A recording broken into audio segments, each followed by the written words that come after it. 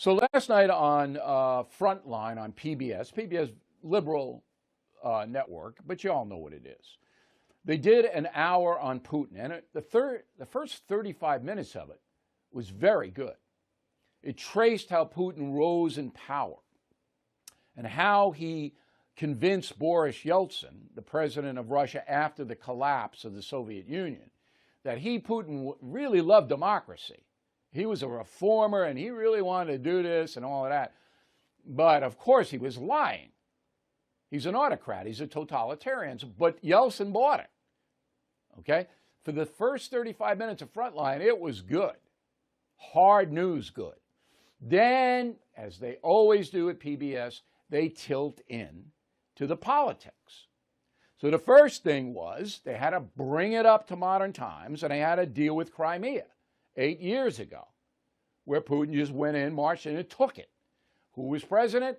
Barack Obama. Who was vice president? Joe Biden.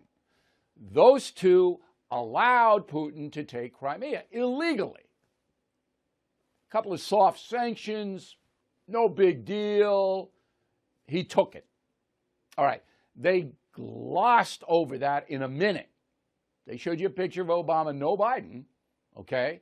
And they said, well, maybe this wasn't so good. Then they segue into Trump, okay? And I have two bites. The first one is basically, no, I combined them into one bite. So, no, I got two. I'm sorry. I got to figure this out here. I got two bites for you. The first one is PBS Frontline, then goes and says that Trump emboldened Putin, that all of this now is because of Trump. Run the first bite. Go. As they held their first summit, the long-anticipated meeting between Donald Trump and Vladimir Putin. It was clear that in Trump, Putin had a very different American president. All of a sudden, there's this president of the United States who is a Putin groupie. He's a Putin fanboy.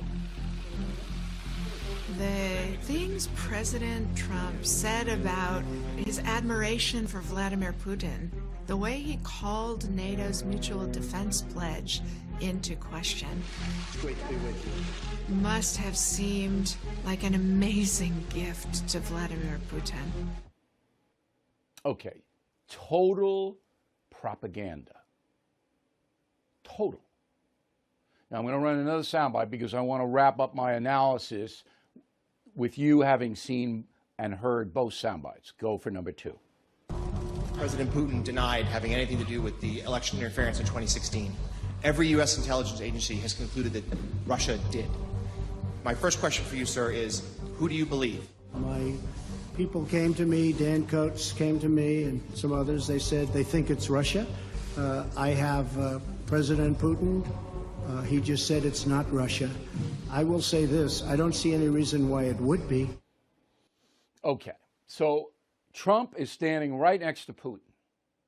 What do you expect him to do? Go, yeah, he did it. Yeah, old Vlad is a bad, bad guy. He did it. Bang. American-Russian relations down the drain for as long as Trump serves. Right? Couldn't do it. So he chose his words carefully. I don't see any reason why it would be. Trump knew they did it. He knew. But he made the calculation that to call out Putin, especially when they're on the stage together, and Trump is trying to bring Putin down so he doesn't cause trouble, would be bad for the country.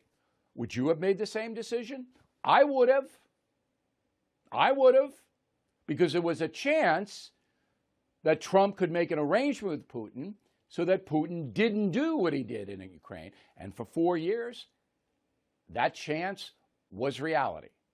Putin did not do anything like this under Trump. And for recall, this Glasser woman is a far-left MSNBC person. And why are they using her in a hard news broadcast? Why? Come on, PBS. A fanboy, a groupie. What a bunch of crap. Now, tomorrow, on this broadcast, I'm going to string together a bunch of sound bites about Putin from Donald Trump from the history tour. Stuff you haven't seen. Because he does, I asked him about Putin in all 4 shows. So I'm going to put them together and you get an idea. But Trump was right. Trump did not want a war with Russia or China. He didn't back down, all right? He scolded NATO because NATO wasn't paying its defense dues. And Trump said, look, we're paying all the money to defend you against Putin. You got to kick in. That's all he did. And then have these morons go, called NATO's mutual defense pledge into question. He wanted them to pay the dues. You propagandists. Oh, it just drives me crazy, the dishonesty of PBS and every other corporate broadcast company in this country.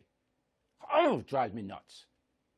So Trump was successful in neutralizing Putin. As soon as Trump left, what did you see? Afghanistan. Did PBS mention that in there? They didn't mention Joe Biden's participation in Afghanistan. They said Putin saw Afghanistan in a chaotic withdrawal. They didn't mention Biden. Not PBS. Nope. That's when this decision was made. The decision to invade Ukraine. After the weakness Biden showed and Milley showed, Milley, the commander of the Joint Chiefs of Staff, okay, the weakness they showed, Putin said, all right, okay, that's what I'm dealing with. I'm not dealing with Trump anymore. I'm not dealing with Pompeo anymore.